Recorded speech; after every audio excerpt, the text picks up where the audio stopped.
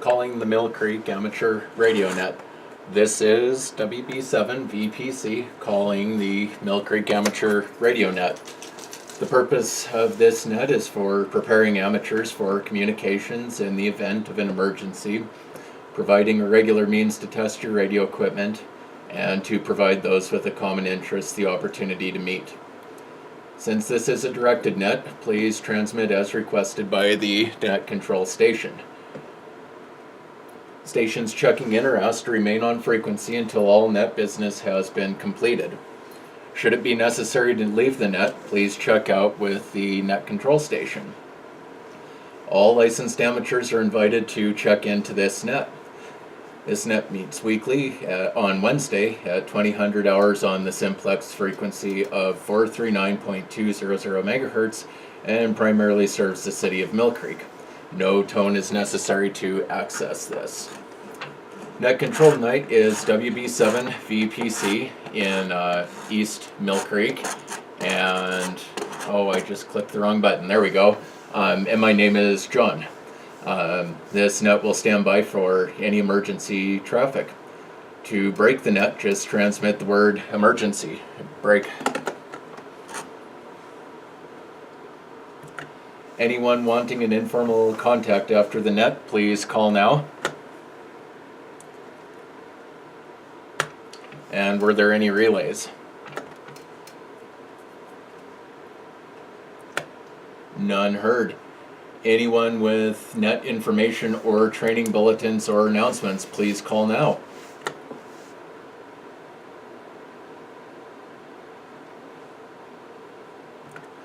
And any relays? All right, nothing heard. MillCreek net member roll call follows. I will call for check-ins by the first letter in your call sign suffix.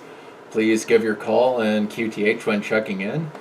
If you have a topic for training or discussion tonight, please indicate it when checking into this net, and I'll have training after we do roll call for a bit of a follow-up on what I did last time. Since this is a simplex net, please write down stations you heard that were not acknowledged by the net control station. And I'll call for any missed stations and relays after the roll call. All right, roll call follows. Call signs with the first letter of your suffix beginning with A to E. Alpha to Echo, please come now.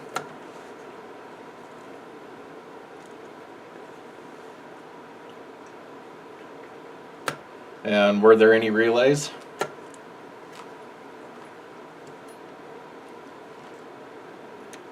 Nothing heard. Call signs with the first letter of your suffix beginning with F to J. That's Foxtrot to Juliet, please come now. N7 FOD Dennis in Kangaroo. All right, Dennis, I've got you in there. Thank you for checking in. Any others? First letter of your call sign beginning F to J.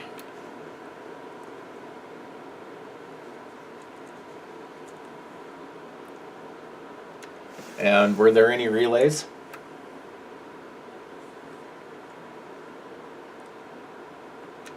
All right, nothing heard. Call signs with the first letter of your suffix beginning with K2O. That's Kilo 2 Oscar. Please come now. Alpha Echo 7 November Mike.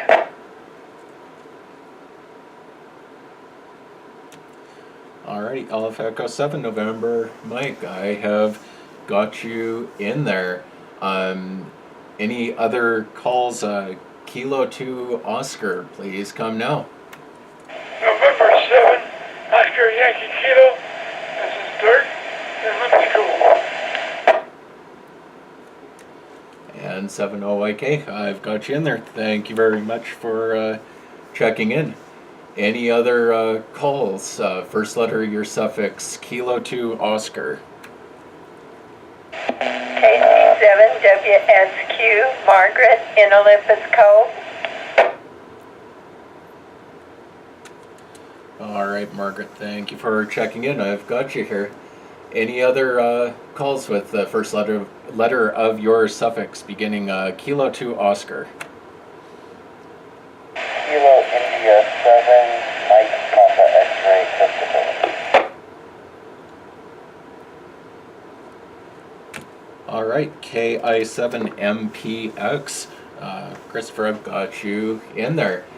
Any others with the first letter of your suffix beginning Kilo to Oscar? Please come now. This is Kilo Foxtrot 7, November, Quebec, Whiskey. KF7NQW. I have you. Thank you for checking in. Any other calls? First letter of your suffix beginning Kilo to Oscar.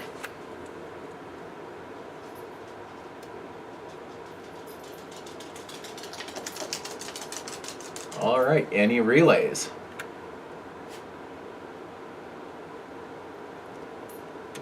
Any stations with the call sign of the first letter of your suffix beginning with Papa to Tango, P2T, come now please. KG7QNI, Scott, broadcasting from MillCreek. All right, Scott, I have got you in there. Thank you for checking in. Any other calls? First letter of your suffix beginning Papa to Tango.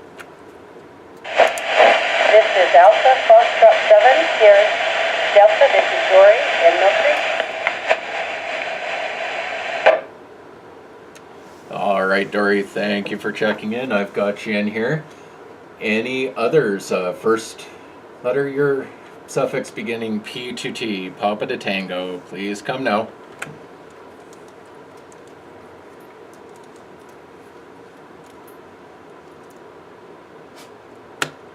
All right, were there any relays there?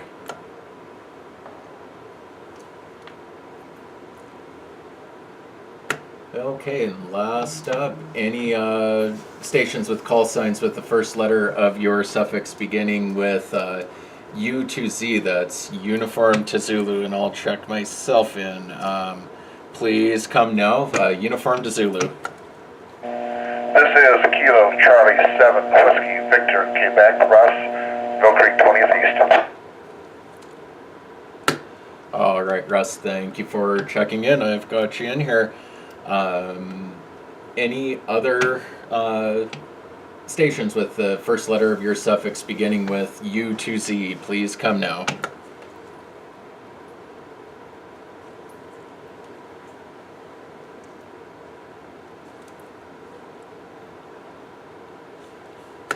All right, were there any relays there?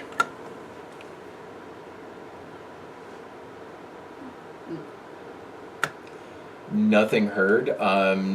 Do we have any missed check-ins with the first letter of your suffix beginning Alpha to Mike? Please come now.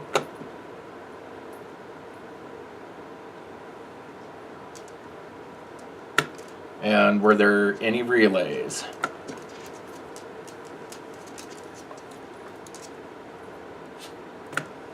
Nothing heard. Any missed check-ins with the first letter of your suffix beginning N to Z, November to Zulu? Please come now.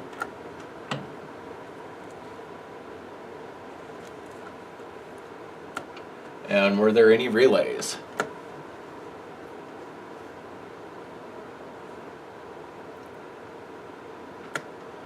Nothing heard. That completes member roll call. This is WB7 VPC. As far as, let's see, announcements that we have, or that I have, I guess. Again, after our net at 8:30 on 146.700 with the tone of 100 is the Aries net, Salt Lake Aries net. We want to head over there afterwards. I think I mentioned the Tones 100 there. Again, we have the marathon coming through our city on the 21st of this month. Let either Dave or myself know, and I'll relay to him if you are interested in helping out with that in any way, and we'll relay that into him and have a chance to do some real world event work. And this might be a bit out of the way, but I wanted to bring it up. I was a little bit late on the uptake and missed the one that happened in Highland High today. But Salt Lake City Emergency Management is doing an orientation for SAFE on the 11th of April at Clayton Middle School from 6 p.m. to 8 p.m. And SAFE is the Schools Aid Families in Emergencies, and it's the program that the city's utilizing to recover from major disasters. So I wanted to put that on the radar just for the grins of it, just maybe have something to go to. And I just wanted to ask if anyone happened to make it to the one to Highland today that might be able to share what that was like. And I'll stand by for a moment.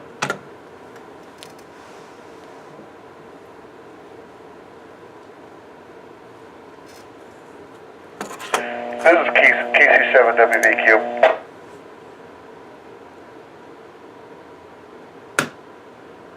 Go ahead there. Yeah, this is the KC7WVQ, Russ. I did not make the one at Highland, but I have gone to some of those in the past. And basically what it is that the Salt Lake County is trying to vamp up the schools, our local schools, to become a shelter for earthquake victims. Should your home not be livable or heavily damaged in an earthquake or a similar event, that you can pack up your grab-and-go kits and head off to your local school to where they will have will be a shelter to provide for victims of an earthquake. It's rather rudimentary in its concepts, but because they don't have a whole lot of supplies there, because you bring your own.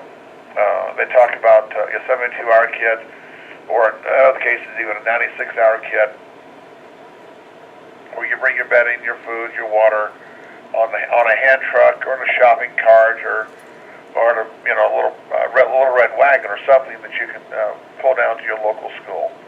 It's KC7 WVQ. Back to them. All right, thank you for that information there. Really appreciate it. Does anyone else have anything to add?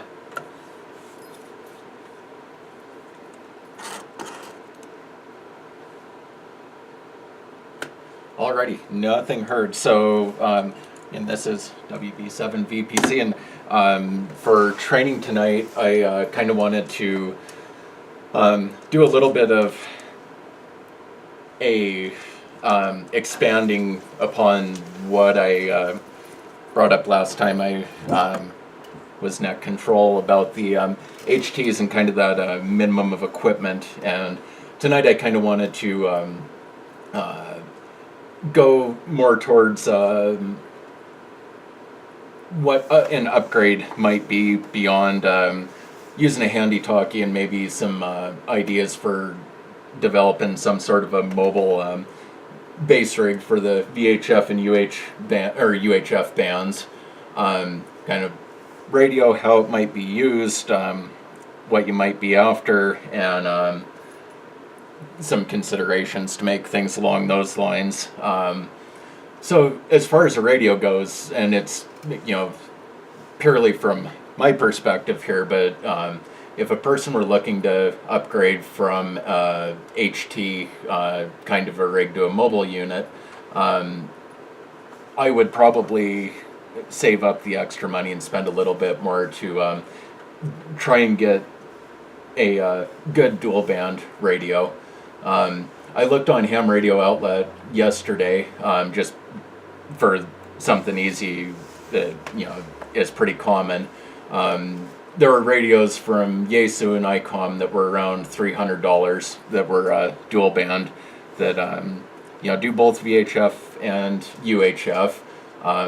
Some of them had coupons, some of them didn't, but generally they were around the $300 mark for something that had fit the bill. Um, and my reasoning for that would be what's going on with us. Our net is meeting on a 70 centimeter frequency, and the Aries net right after us is working on a 2 meter frequency. So having a radio that does both of those bands is pretty helpful in setting up some sort of a mobile base station.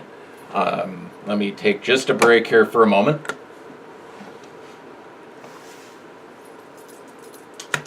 So some additional functionality, and I should have probably mentioned this with the handy talkies because I know mine will do it. But most VHF radios will receive the NOAA weather radio frequencies in the 1.6 range. And UHF radios will be able to receive FRS and GMRS frequencies as well, the little family-based radios. But important to note on those is receiving is legal, especially for the FRS and GMRS if your radio's been modded to do it, but transmitting is not unless it's an absolute dire emergency and it's the only way to get help. And there are also repeaters that use either VHF or UHF to get out, so a little bit of another plug for dual band being able to receive on either or. Let me take a little break again.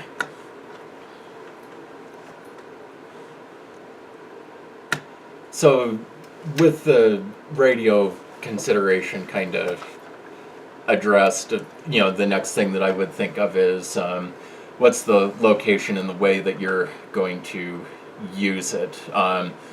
Mainly, is it strictly used as a unit mounted in your vehicle in kind of the traditional mobile sense, like a rig mounted in your truck, or do you want to be independent from your vehicle and have kind of a portable mobile base station?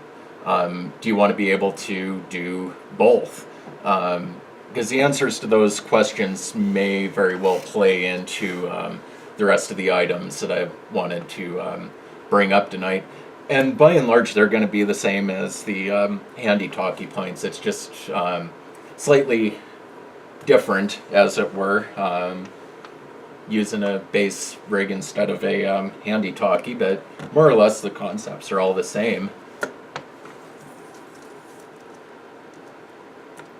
So with those questions in mind, you've got to have a way to power your mobile base rig, and I'm probably going to say base more than I mean to, but your portable mobile base rig for events and emergencies and whatnot. The one way that I tend to use mine, and it's part of what this setup that I'm using right now, that I'm using for the net does, is I have this set up so I can run off of a car battery that I put into a battery box. I think Western Radio Supply sells these boxes with a rig runner hooked onto them for somewhere around $100. I made mine, and it wasn't anything too difficult. But if I want to pull this unit out into the woods and detach myself from the truck a bit, I've got a car battery in that battery box, and I can just plug this radio right into that and all my accessories, and it works just fine. And then I don't have to worry about my truck battery draining down. And that rig runner lets me plug in multiple pieces of equipment to the one battery. So I've got the radio, I've got my SWR meter, I've got lights and things like that, and meters that I can plug in there. And it just makes things a little bit easier. And I know that there are far better solutions as far as the battery goes, certainly. Car battery's big, it's heavy, and it's not the greatest thing in the world, but it does work as long as I pay attention to it and make sure the battery remains charged, and I don't overextend the capabilities of the battery. Break for a moment.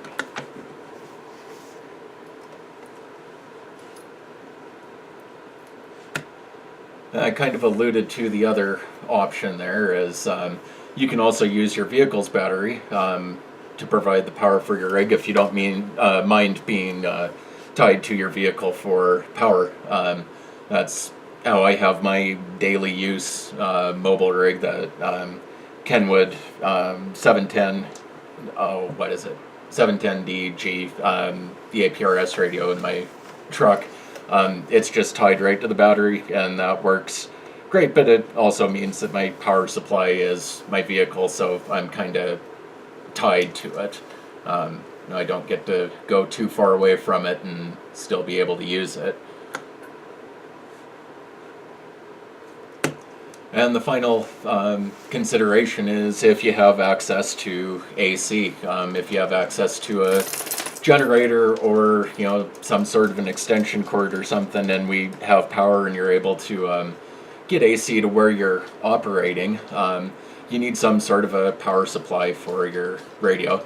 And like I said, I have my power supply set up with Anderson power poles, and I run that into a rig runner itself, so I can just use Anderson power poles for everything and plug back and forth, and means everything's universal, and I don't have to worry about interoperability of anything. It just works the way that I need it to.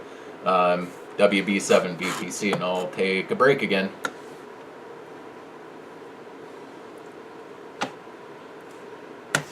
And with the radio power operation under control, the next is going to be your antenna, and it's 2 roads kind of diverge in the wood here again.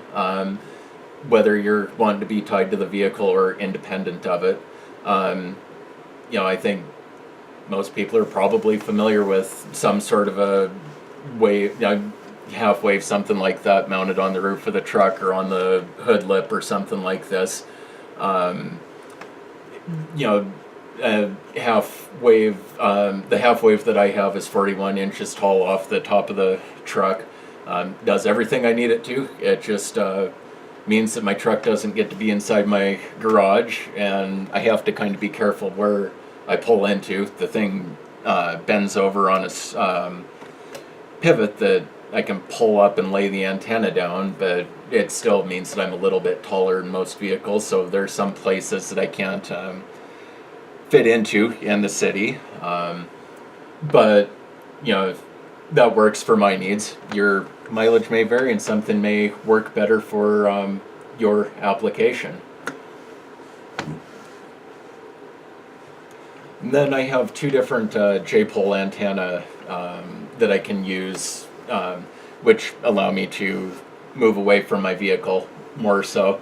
One is from Soda Beams, and I looked it up tonight. I don't think they make it anymore, but it's a little J-pole antenna that ties into my handheld.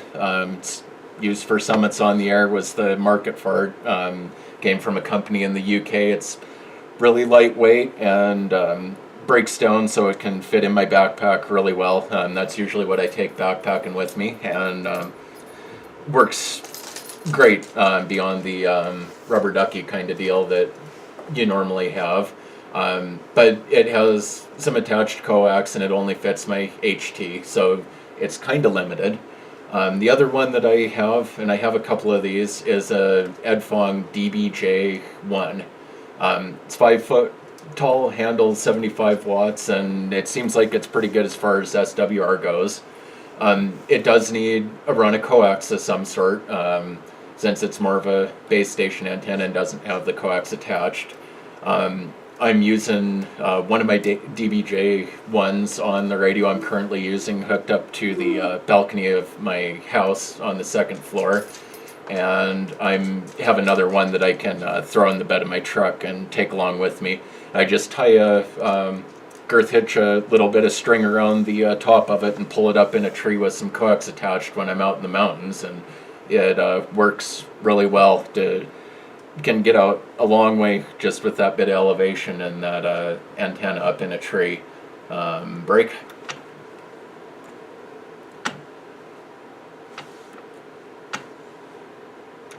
And then we're getting a little bit closer to the Aries net, so I kind of want to wrap it up. I didn't quite plan for this.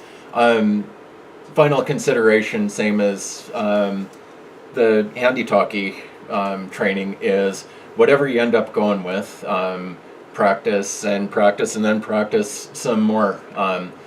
Once you do get a radio, make sure you understand how to operate it.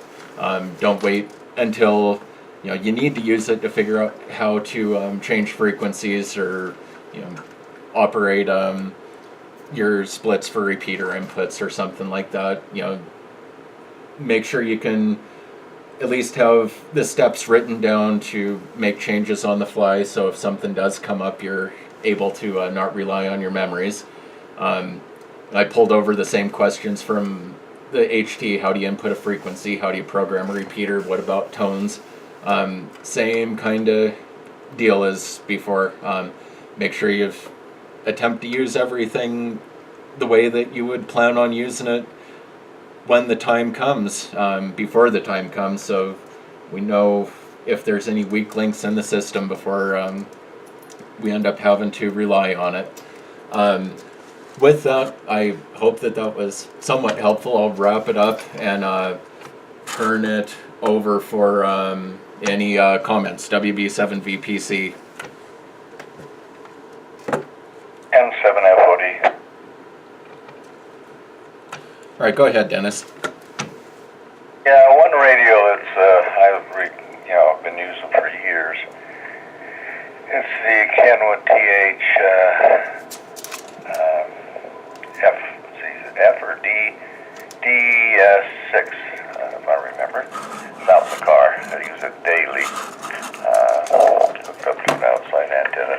But it's a tri-bander, which makes that pretty nice, and it's been running forever, so I can't complain.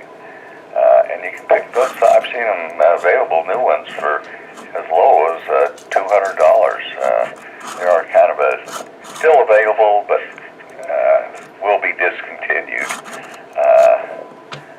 Kenwood also has out their D72 and D74, which in one way is really nice because they got APRS, automatic packet reporting system. So if you have a group, you can follow where everybody is, which is really fun. Plus you can text. So we've used the APRS just for fun, not for emergency. But it's been kind of fun in the past with other people that has that capability. But the APRS is kind of a unique thing, and there's not many of the radios that have that, though. So, but that's just my theory. And but that F6 is really, for the prices, it's really a remarkable radio. If you get up to the top of the line, I think the THD 74 is down to $450, so or $550. I'm not sure what it was. Started out at 7 something. So anyway, just my thought. The APRS is really a handy thing, especially if you have a little group that's being involved. You know exactly where everybody is, and plus the advantage of being able to text. Back to net control. This is N7FOD. Yeah, thank you for that. I just pulled it up on Amazon for the grins and giggles of it, and for the low price of $589, you can have your very own D74A that Kenwood.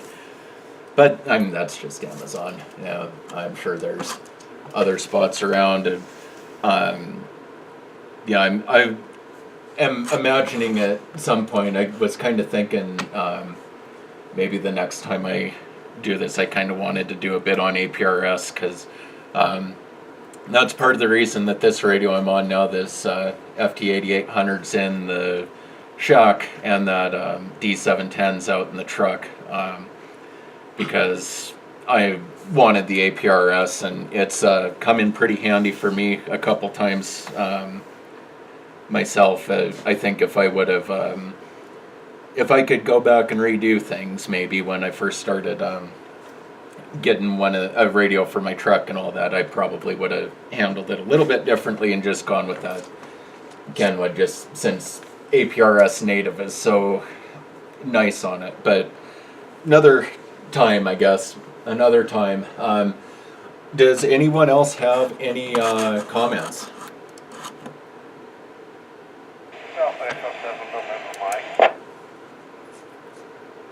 Alpha Echo 7 November Mike, go ahead. I have a couple of things. One is I want to put in a plug for nifty pocket guides, nifty ham guides from nifty. I don't have any association with them, but I think the pocket guides for HTs are $6-7, and the ham guides, the spiral bound ones, are 20 to 30, depending on the transceiver. But they sure are well written and an easy way to remember what your how to operate your rig if you can't remember all of the buttons on those complicated newer ones.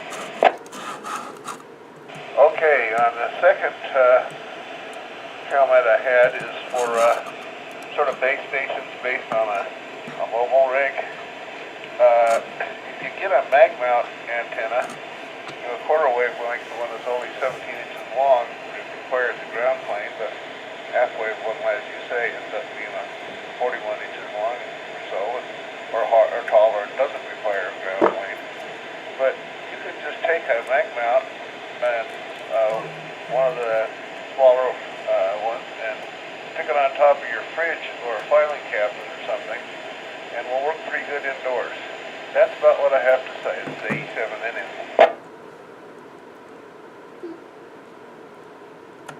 Oh, very, very good points there. Very good points there, David. Really appreciate it. And, you know, it's good to remember as well. I've done that myself. Does anybody else have any comments?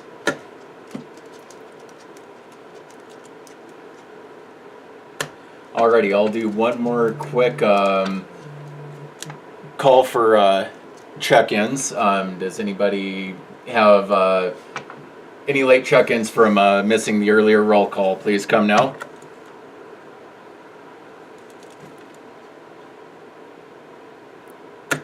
And were there any relays there?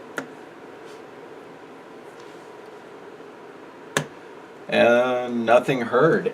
Is there any further business for the net?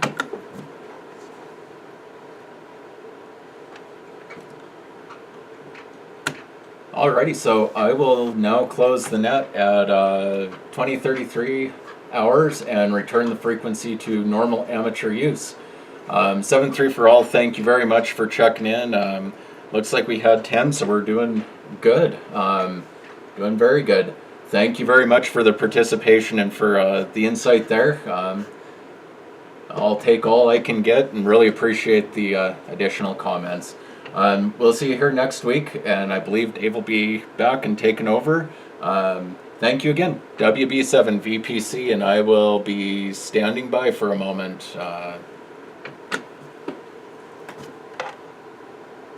This is 87NM. Go ahead, David. I just had another thought. Does anybody know if MillCreek City or us in particular are going to have any involvement in the great Utah Steakhouse?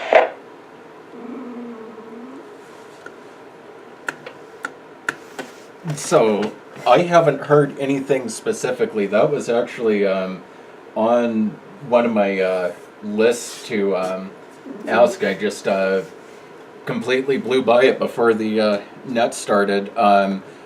So I can include that in my email with the check-ins to Dave tonight and ask him to be prepared, I guess, for the net next week and get some more information on that if that would work. But I don't know anything specifically off the top of my head. Thanks, AE7NM. All right, thank you. Have a good night.